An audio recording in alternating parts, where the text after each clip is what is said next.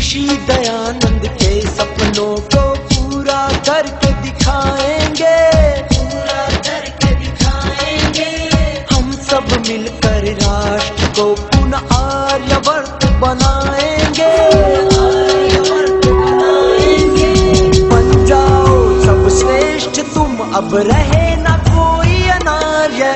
जय आर्य, जय आर्य, जय आर्य, जय आर्य। किस उपनिषद में लिखा है वीर्य बचाओ? नहीं, मैंने पढ़ा था। किस उपनिषद में? ये कौन से उपनिषद में लिखा है? किस संत ने ये गाया है? बताओ मुझे। और जहां कहीं भी वीर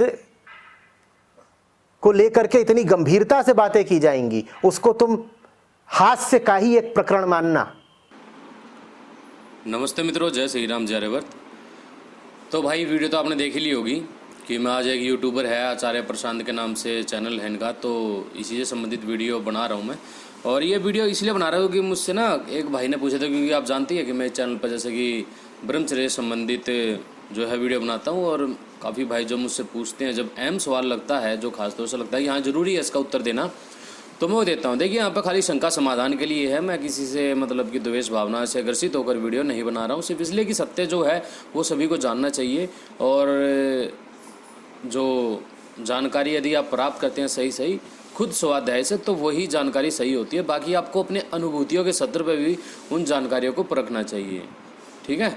हाँ, मैं एक बात कहना चाहूँगा आपको। देखिए जैसे कि आपको पता ही है, भगवान माता बुद्ध के बारे में पढ़ने लग रहा हूँ, तो एक बात मुझे बहुत अच्छी लगी, वो ये लगी कि तुम केवल ना मान रहे हो कि ये ऐसा है, लेकिन जानने का प्रयास नहीं कर रहे हो। अधिकतर यदि आप देखें लोगों को आज के समय में, तो लोग बात कर क्या रहे हैं? सिर्फ एक ही काम तो कर रहे हैं, मान रहे हैं, केवल मान रहे हैं।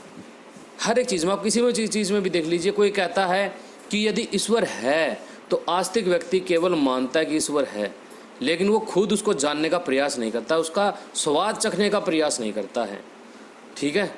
तो यदि आप ईश्वर को जानना चाहते हैं तो आपको समाधि के मार्ग पर बढ़ना होगा, ठीक है ना भाई। तो यहाँ पे भी यही बात लागू होती है कि यदि आपको आप सिर्फ मान रहे हैं, काफ़ी व्यक्तियों ने वीडियो देखी वो उनकी, तो वो जो भाई ने वीडियो शेयर की थी, काफ़ी व्यक्तियों ने देखी हुई थी, तो वहाँ पे लगभग सभी मान रहे हैं, हाँ मुंडी डाले, जानने का प्रयास किसने नहीं किया। तो ये बोल रहे हैं कि उपनिषद में ऐसा कुछ नहीं है, तो अभी मैं वो आपको दिखाता हूँ उपनिषद में क्या है।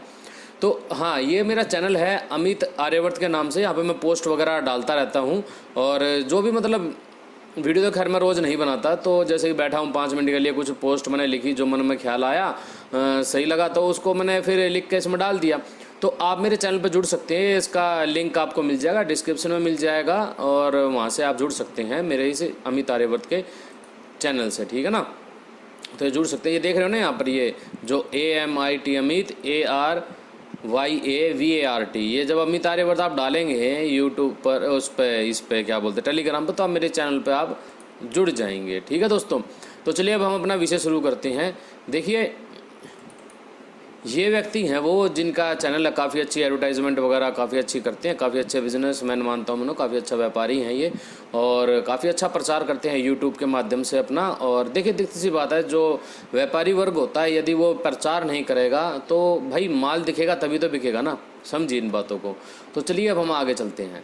अब ये देखिए अपना उपनिषद है, ये आप खरीद सकते हैं, और काफ़ी सारी इसमें जानकारी है, तो ये रहा, ठीक है ना। हम प्रश्नोपनिषद की बात कर रहे हैं, तो यहाँ पर यदि आप देखें, देखिए अब इसमें क्या है कि तपस्वी के तप को जानते हुए, ठीक है ना, भी पीपल आदि ऋषि ने परीक्षार्थ 1 वर्ष तक उनको तप करने और ब्रह्मचारी होकर अपने समीप रहने का आदेश किया, और कहा कि इतना तप करने के पश्चात जिस प्रकार के प्रश्न करने की इच्छा हो करना। यदि मैं आगे आते हैं, बहुत कुछ जानने को मिलेगा इसमें, खाली एक ब्रह्मचर्य के बारे में नहीं, बहुत कुछ। यदि मैं जानता हूँगा, यानी कि इन्होंने कहा कि यदि मैं जानता हूँ, सर्वज्ञ बनने का प्रयास नहीं किया, तो तुमको ठीक बता दूंगा। एक सत्यवादी का ये लक्षण होता है, जो सच में ईश्वर के दर्शन करने का प्रयास करता है, उसका यही बोल होता है। वो कभी ये नहीं कहता मैं सब कुछ जानता हूँ। इस कथा से क्या परिणाम निकलता है? जो लोग तप और ब्रह्मचर्य आश्रम से शून्य हैं, वे ब्रह्म विद्या जानने के अधिकारी नहीं है। यदि आप ब्रह्मचर्य का अर्थ निकालें तो आपको पता चलेगा ब्रह्मचर्य के अंदर स्वाध्याय भी आता है, ईश्वर प्रणिधान भी आता है, वीर्य रक्षा भी आती है, ठीक है, ये इस तरीके से आता है क्योंकि बिना स्वाध्याय के आप आगे नहीं बढ़ सकते। और खाली स्वाध्याय करने से व्यक्ति एक घमंड का शिकार भी हो जाता है। तो केवल स्वाध्याय ही नहीं, समाधि के मार्ग में भी आगे बढ़ना है। तो ब्रह्मचर्य में वीर रक्षा भी आता है। अब आगे देखिए, जानने के अधिकारी नहीं। वर्तमान समय में जो मनुष्य अनधिकारी होकर ब्रह्म विद्या के ग्रंथों को पढ़ते और ब्रह्म ज्ञान के संबंध में प्रश्न करते हैं, उससे व्यर्थ समय नष्ट होने के अतिरिक्त और कोई फल नहीं निकलता। जिस प्रकार बिना जोती हुई भूमि में जिसमें कभी हल न चलाया गया हो, जो बीज बोया जाता है वह कभी फल नहीं लाता है, इसी प्रकार जिसने ब्रह्मचर्य और तप न किया हो, उसको ब्रह्म विद्या के उपदेश से कोई लाभ नहीं होता। ठीक है, यानी कि इनको पहले जो भी युवक इनके पास में आते हैं, जो भी व्यापार चल रहा है इनका, कि भाई ब्रह्मचर्य के बारे में उनको जागरूक करना चाहिए, क्योंकि बिना ब्रह्मचर्य के, बिना उसके अर्थ को जाने ब्रह्म विद्या की तरफ आगे कोई बढ़ नहीं सकता। ना कोई आज तक कोई बढ़ा है, ना कोई बढ़ेगा। ठीक है, तो ऋषि लोग सत्य कथन करते हैं, यदि मुझे आता होगा तब मैं तुमको सब बता दूंगा, जिससे स्पष्ट प्रकट है कि वह आजकल के अविद्वान मनुष्यों की भांति सर्वज्ञ होने का मिथ्या पक्ष लेने वाले नहीं थे, किंतु प्रत्येक पक्ष करने के साथ निज शक्ति का भी विचार रखते थे। ऋषि स्पष्ट शब्दों में कहता है कि मैं सर्वज्ञ नहीं हूँ, उनके चित्त की वृत्ति को जानता हूँ, परंतु उनके चित्त की वृत्ति को जानता हुआ कि यह ब्रह्म विद्या के उपदेश को आए हैं। कहता है कि तुमको जो इच्छा है उसके संबंध में जो प्रश्न करोगे उसको मैं ज्ञानानुकूल बताऊंगा। जब तक मनुष्यों में सत्यता ना हो तब तक धर्म के कार्य यथावत नहीं चल सकते, और जब तक धर्म के साथ ना हो तब तक सफलता से सुख और शांति का मुख देखना कठिन है। तो भाई उपनिषद खुद पढ़ो। सबसे पहले मैं आपको एक बात कहना चाहूँगा कि आप सत्यार्थ प्रकाश पुस्तक पढ़िए, ठीक है ना। उसमें बहुत सारी अपनी मूल्यवान जो पुस्तकें या ग्रंथ हैं उन सबका ही उसमें विवरण आपको मिल जाएगा, आपकी अच्छी जानकारी उसमें आपको होगी। भाई मेरा कार्य तो खाली सही सुझाव देना है, बाकी किसी की आंखों पट्टी बांधना नहीं है।